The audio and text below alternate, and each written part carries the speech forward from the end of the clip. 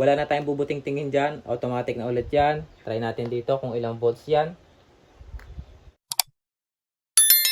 At ito na ang ating multimeter. Siyempre meron tayong manual. Meron tayong test probe or test pin. At ito na ang ating multimeter.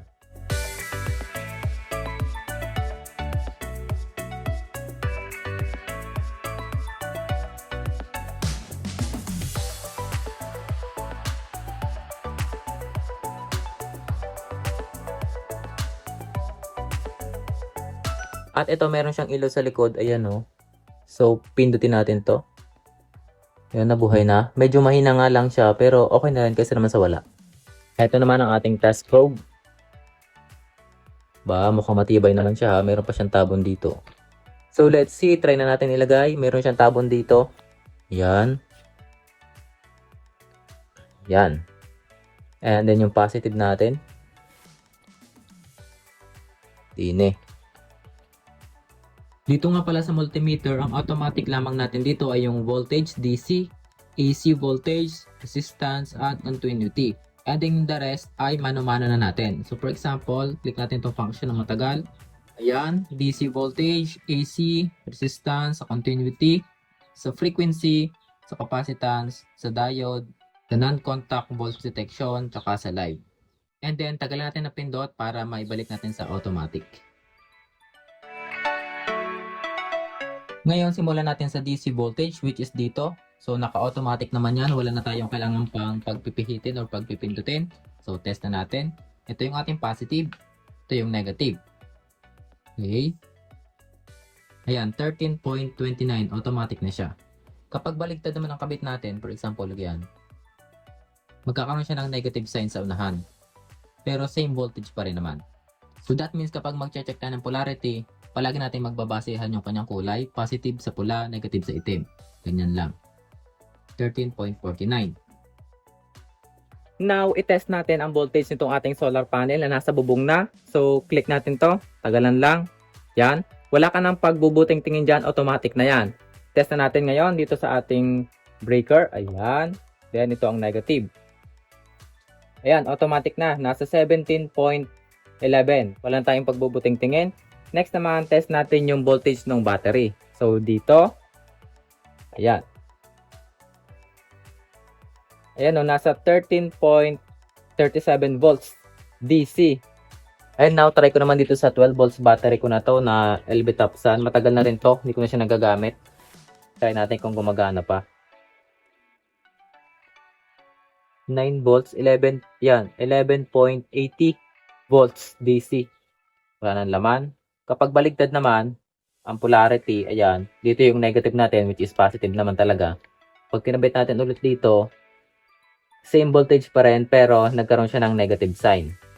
So dapat talaga ito yung positive, ito yung negative. Ngayon naman, try natin sa solar panel na maliit. Yan, test natin kung ilang voltage ba yan. So ito, naka-automatic pa rin tayo sa ating multimeter. So test na natin. So yun ay as we can see, naka-DC 7.73 volts. So nasa 7 volts ito. Kapag binagbaligtad natin yan, ito gawin natin itong positive, itong kulay itim, which is negative tagalan ng solar panel. Pag kinonect natin dito, ayun. As we can see, meron tayong negative sign dito sa ating multimeter. That means baligtad. And then meron pa nga pala ako isang solar panel na maliit. Ayan, hindi ko lang alam kung ilang volts yan. Ayan o. And then, kunyari, hindi ko rin alam kung alin yung positive at negative. So, try natin dito. So, ayan, let's test. Ito ang gagamitin ko. Ito ang positive ko. Ayun, 6.52 volts. At ito yung positive natin. Ayan o. 6.49 volts. Baligtad rin natin. Ayan, nagkaroon siya ng negative sign. Ibig sabihin baligtad. Ito talaga yung positive. Ito yung negative. 6.44 volts. And now, punta naman tayo sa AC, which is dito. Dito naman sa ating AC, wala na tayong pagpipindutin pa dyan kasi under pa din siya ng automatic function. Keep in mind lang nga pala na sa pagtetest ng AC power ay hindi natin pwedeng hawakan kasi nakakakuryente na yan kumpara dun sa ating DC na pwede nating hawakan. Dito, hindi na pwede. Kailangan wala tayong metal na mahahawakan. Test na natin. Ayan, nakalagay na siya sa ating AC at nasa 192 volts yung meron sa ating outlet ngayon. Ngayon, dito naman tayo sa ating resistance. Try natin mag-measure ng resistor. For example, ito. Ito kasing back converter ko na ito is sira na. Try natin kung ma-measure pa natin tong RO10 na to.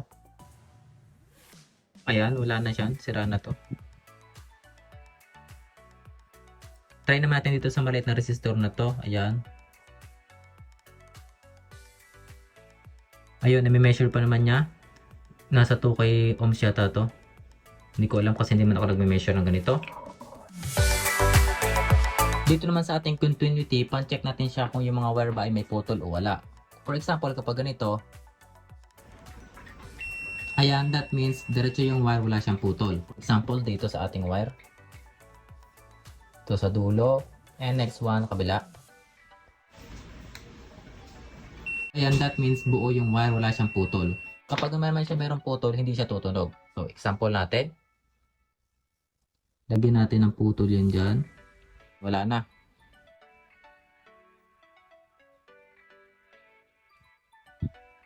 Ayan, wala na. Hindi na siya mag-measure. Dito naman tayo sa gitna. Yung pinagputulan. Ayun. Siguro lang mag-measure na continuity para ma-check natin kung putol nga ba o hindi yung wire. And then dito naman tayo sa ating frequency. Dito naman sa ating frequency, hindi na siya under ng ating automatic, kaya manual na natin siyang ililipat. Pindutin natin sa function. Yan, ilipat natin sa HZ. Ayan, sa frequency. Dito naman sa frequency, mag-check tayo ng frequency ng mga AC power, which is dito, kaya doble ingat pa rin, huwag natin siyang hawakan. So, test natin. Ayan, 59 Hz. So, that means itong ating power ng socket ay nasa 60 Hz. Ngayon, dito naman tayo sa ating capacitance. Hindi naman ako expert dito, pero try din natin. Try natin mag-measure ng capacitor. Ito, capacitor ng electric fan. So, try natin dito sa electrolytic or tantalong capacitor yata. Ito, kung naman tawag nyo dito. Lipat natin sa capacitance. Ayan. Ang value nito is 2,200 UF or microfarad. So, test natin. Ayan, intayin lang natin siya. Nagme-measure na yan. Medyo matagal nga lang. Ayan, 1.94 millifarad. Medyo mababa na yung kanyang value kasi ito ay nasa 2,200 or 2.2. Next, dito naman tayo sa isa. Same pa rin naman sila ng value, 2,200. And ayan, 1,001.99. So, almost same lang naman sila. Mababa na rin yung kanyang value. Dito naman tayo sa 470 microfarad na capacitor ulit. So, ayan, 472 millifarad. So, okay naman tong isa. And then, dito naman tayo sa capacitor ng electric fan na 1.0 UF. Ayan, 0.99. And then, papatay ng isa. Same pa rin naman. 1.0 UF. Okay. Ayan, 0.95.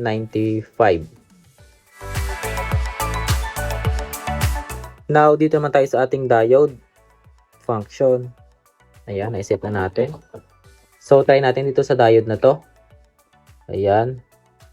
Ayan, meron siyang 4.72 volts. So, kapag binaligtad natin to, dapat wala tayong value. Ibig sabihin, walang voltage na malagpas. So, ayan, wala tayong voltage. So, okay pa naman tong diode na to. And then, we have another one dito sa mga rectifier na to. Ayan, wala. Ayan, meron siyang value. Kapag binaligtad mo, wala. So, okay pa rin naman yan. And now, dito naman tayo sa NCV. Ayan, or non-contact voltage detection. Pan-check siya ng mga AC voltage kung meron bang power dun sa isang linya para mas madaling tingnan kung meron bang putol na wire or wala. So, ito, tingnan natin kung may power. Ayan, nagbabuzzer siya. That means meron tayong AC power dyan. So, try din natin dito sa wire. Ayan, mayroon pa din. Try naman natin dito sa inverter. So, ayan, that means may power. Dito naman sa wire, same pa rin yan. Ayan, that means may power na dumadalo dyan sa wire na yan. Kapag hindi na tumunog yan, ibig sabihin dyan, walang power o kaya naman may putol. So, try natin patayin tong inverter. Ayan, nawala na. That means wala nang power. Again. Ayan. Dito naman sa ating live, hindi ko na siya iti-test kasi wala naman akong balak na gamitin pa yan. And then, ito nga pala yung isa, voltage tester. So, try na rin natin to.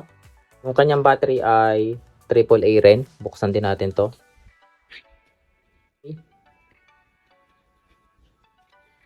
Buhay natin. So, yan. Now, try na rin natin. So, now, test natin kung may power. Ayan, nagbabaser. That means meron.